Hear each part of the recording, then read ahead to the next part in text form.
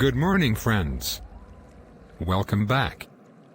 During third part, we'll continue digging deep in primary immunodeficiency diseases that cause recurrent sinopulmonary infections. The 4 diseases for today are 2 common variables, one isolated and the other one associated with thrombocytopenia, which is called WISKOTT-Aldrich syndrome. Then we'll discuss other 2 diseases characterized by increased immunoglobulin E and M production. I wonder if you would like to watch part 1 once more, before seeing the video of today. Okay, it's up to you. Let's go.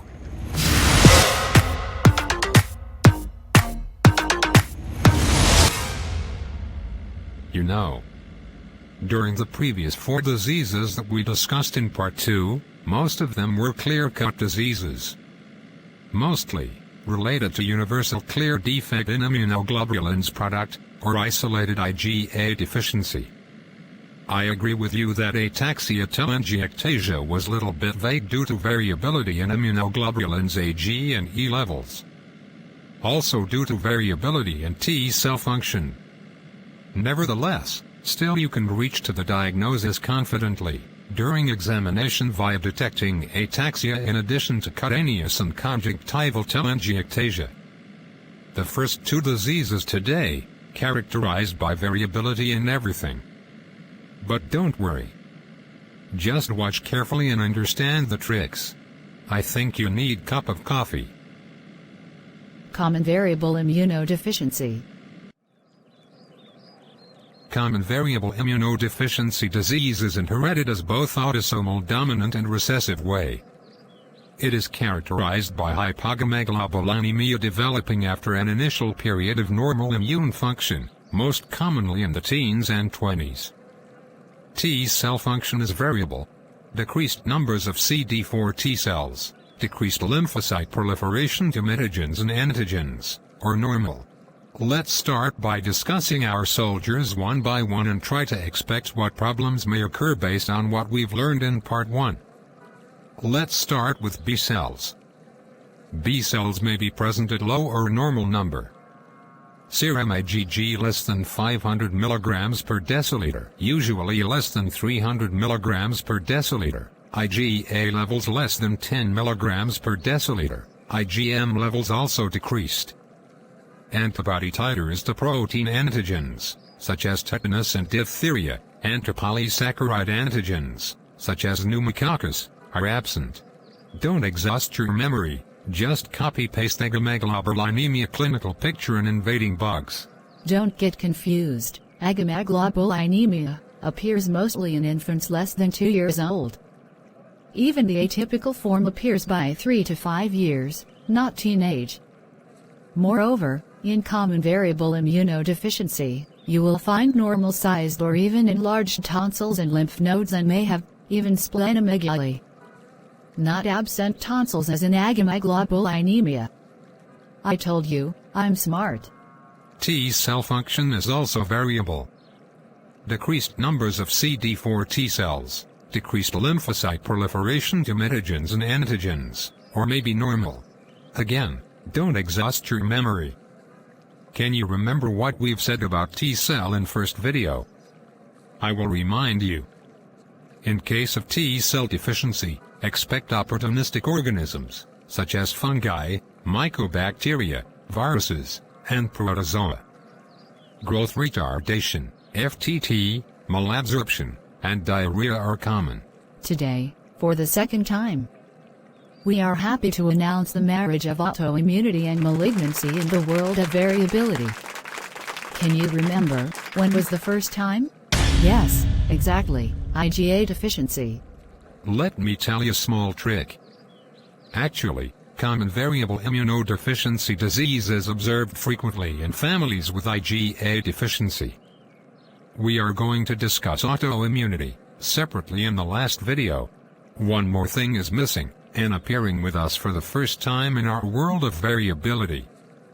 Granulomatous disease, non-cascading granulomatous inflammation with sarcoidosis-like lesions involving the lungs, liver, skin, spleen, gastrointestinal tract. Investigation and treatment-wise, You know it better than me. Just refresh your memory by rewatching part 1 if you like. I need just to add 2 things. In case of autoimmune diseases and granulomatous manifestations, please add immunosuppressive therapy, for example steroid. Also, patient may benefit from endoscopy in case of gastrointestinal obstruction. Second point, I would like to follow up such patients with regular monitoring of blood count, renal and liver function, thyroid function, lung function test and CT scan of the thorax to monitor development of bronchiectasis. Surveillance for autoimmunity and malignancy, for example autoimmune markers may be needed. The second disease with variability is easy to be distinguished from common variable immunodeficiency disease. It characterized by thrombocytopenia and eczema as well. WiskottAldrich syndrome is X-linked inherited disease. It is characterized by classic triad, combined immunodeficiency, thrombocytopenia and eczema. Mostly present before first year of life. Here is third combination between autoimmunity and lymphoid malignancy.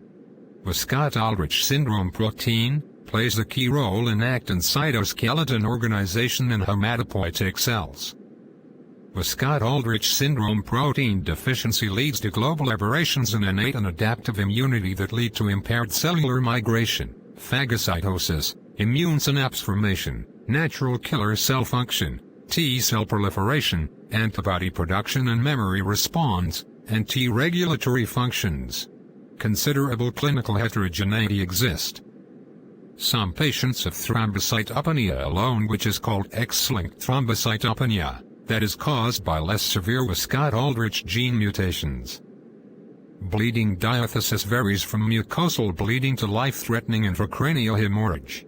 Pattern of infection is mixture of both B cells, T cell and phagocytic neutrophiles. Defects, for example Sinopulmonary infections caused by encapsulated bacteria, skin infections, viral infections, for example CMV disease.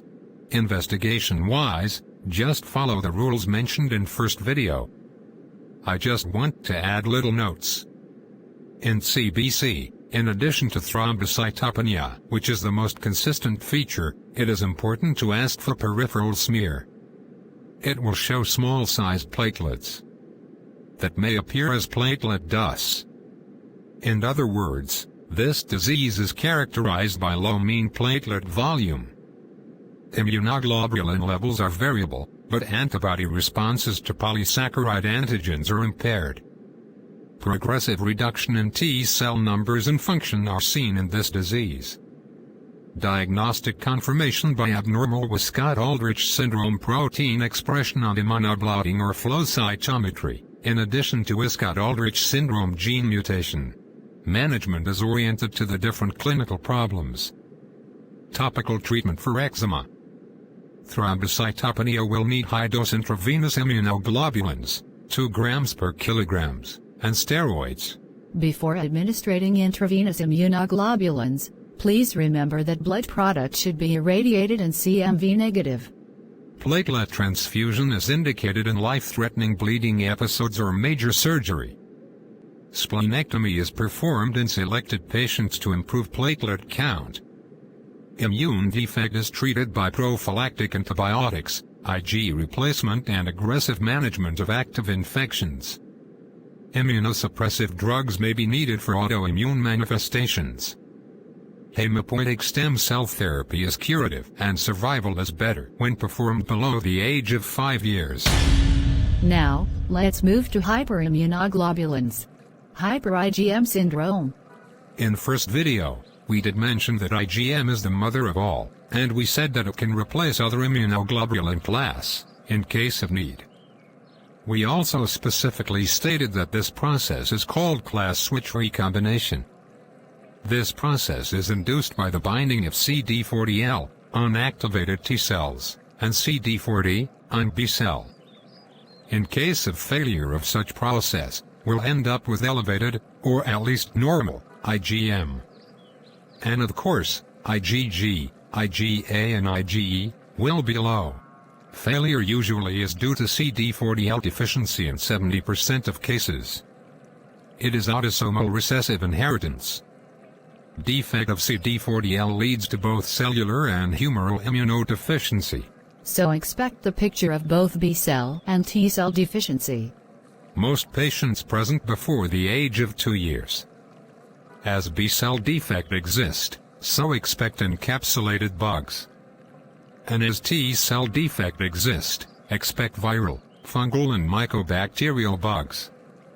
Anemia and neutropenia may be present. Now, please count with me, cases that celebrated the wedding of autoimmunity and malignancy. IgA deficiency, both common variable immunodeficiency diseases, and now we will add hyper-IgM syndrome.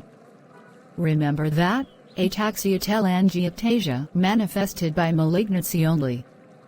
Autoimmunity is rare. Now, I have one exam trick for you. Most common complication occur in hyper-IgM syndrome is related to liver. For example, sclerosing cholangitis, liver cirrhosis, liver failure, hepatic and biliary tract malignancy. That constitute major cause of mortality in adult patients. Investigation-wise, just follow the rule in first video. It is wise to know that despite immunoglobulins disturbances, T and B cell numbers will stay often normal. 2 more sophisticated investigations will be needed. CD40 ligand expression on activated T cells by flow cytometry that should be absent. In addition to CD40L gene mutation. Treatment, again follow general rules from Part 1. In addition, drinking water must be boiled. Screen stool for cryptosporidium infection is needed. However, eradication is often unsuccessful, even after using paramycin and azithromycin. Do we need to follow those patients? Of course. Please, monitor liver function, and ask for liver ultrasound, cholangiography and liver biopsy in selected cases. Chest imaging to monitor for bronchiectasis if needed. Time passed so fast. Anyway, one more thing remaining. Hyperimmunoglobulin E syndrome. In the textbooks, it is called hyper-IgE syndrome. And I call it IEEE syndrome. It is autosomal dominant disease, caused by SDAT3 mutation. Manifestations are memorized by IEEE syndrome. I stands for infection. Both B and T cells will be affected. Even neutrophiles are affected too. So just imagine it. Recurrent Sinopulmonary, mainly by encapsulated bacteria as we've learned in case of B-cell defect. In addition to skin abscess mainly due to Staphylococcus aureus as we've learned in case on neutrophiles defect. And finally, fungal infections due to impaired T helper cell 17 function that will lead to chronic mucocutaneous candidiasis, pulmonary aspergillosis. Please review Part 1 video when we talked about T-cell defect. In case of rare autosomal recessive form, there is distinct propensity of developing severe cutaneous viral infections, for example molluscum contagiosum, human papillomavirus, warts, herpes simplex virus, and varicella zoster virus. First E stands for eczema. Newborns may present with pustular rash, which evolve into eczematous eruption with chronic Staphylococcus aureus colonization. Cutaneous cold abscesses, lacking sign of inflammation, so there will be no redness, warmth and pain. Second E stands for hyper-IgE level in serum. Usually, greater than 1000 international unit per milliliters. Last E stands for eosinophilia, that will be found in CBC. Often, greater than 0.8 times 109 per liter. Typical facial features are prominent forehead and chin, deep set eyes, bulbous nose, coarse facial features, facial asymmetry, midline anomalies, cleft palate, high palate, retained primary teeth and delayed tooth exfoliation, that is, prolonged retention of primary teeth. There are some associated features, for example scoliosis, fractures with minor trauma, osteoporosis, osteopenia of unknown cause, hyperextensibility, hemivertebrae, craniosynostosis, Arnold Cherry malformation. Another associated problems exist, for example vascular abnormalities, arterial tortuosity, vascular dilatation and aneurysm. Food allergy and allergic airway problems are rare. No skeletal or connective tissue abnormalities. Complications are easy. Pneumocell due to neutrophiles defect and spontaneous pneumothorax, pulmonary hemorrhage, bronchiectasis as a complication of any recurrent pneumonia. Now we can say that all diseases of today, in addition to isolated IgA deficiency, celebrated the wedding of autoimmunity and malignancy.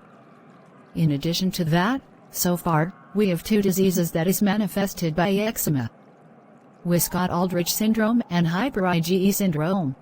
Investigations. In addition to general rule and first video, just add T helper cell 17 that should be reduced. Management, prophylactic and treatment plan, as per part 1.